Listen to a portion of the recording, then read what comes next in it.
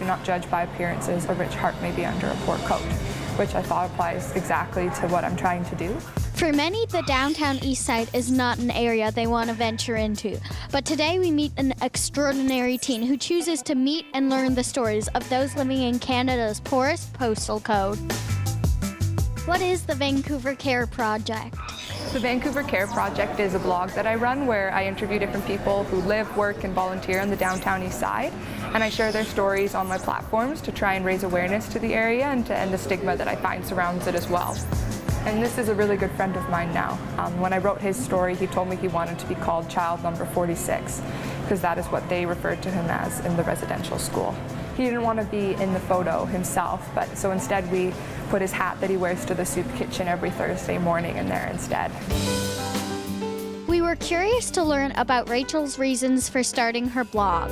I started to volunteer on the downtown east side, and I went on Good Shepherd ministry walks and to different soup kitchens, and as I started to meet these people and hear their stories, I was really inspired by them and realized that they were very misunderstood.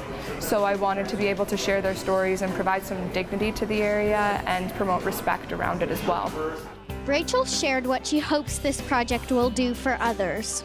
I think my goal with this project is definitely awareness. I'd like more people my age, older, younger, everybody in Vancouver to have a better understanding of the downtown east side, the community that it is, the people that are down there. You know, these people that I talk to is somebody's brother, somebody's sister, mom, dad, you know, and you never know the card that someone's been dealt. So I think that it addresses the stigma because it shares the stories and allows us to kind of look at them and think, wow, I never looked at that person that way. I looked at them as, you know, being a drug addict or being just somebody that was homeless. I didn't see the story behind the person. We were curious about how Rachel finds her stories for the blog. I know how to approach people by some main signs, which is usually body language. If somebody's looking down, if they're kind of punched over, if they're sleeping, anything like that, then I know that they're probably not in the best mood or mindset, and they're not going to want to talk about their stories and be vulnerable. And I usually try to respect that and give them some space. People that are panhandling as well, I usually don't approach them because I've realized that that is their source of income. That's probably their food for the week. And that would be like me going up to somebody that's working and saying, hey, can you stop exactly what you're doing and talk to me, please? So I just don't want to do that to someone. Do you ever feel unsafe? I've been asked that question a lot, and I don't think I've ever felt unsafe while I've been on the downtown east side. I find that the people of the area are very welcoming and they're very kind.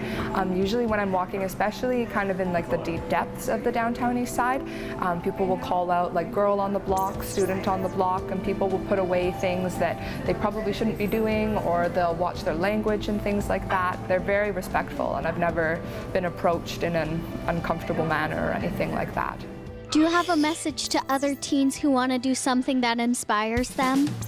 Yeah, I mean, I think when I was younger, I was always told to use your gifts and your talents to make an impact in the world around you. And I always thought to myself, you know, I can't sing, I can't dance, I'm not a very good cook, I'm not the most popular. But it became evident to me that I really care about other people and I love storytelling. And so I put my two gifts to something that can help make an impact in the world around me. So even if, you know, you don't think that there's something that you can do, there's always some small impact that you can make on the world, and that even one life changed is a difference. If you want to read more of Rachel's amazing, inspiring stories, go to her website, vancareproject.ca. I'm Isabel, signing out for Gen Y.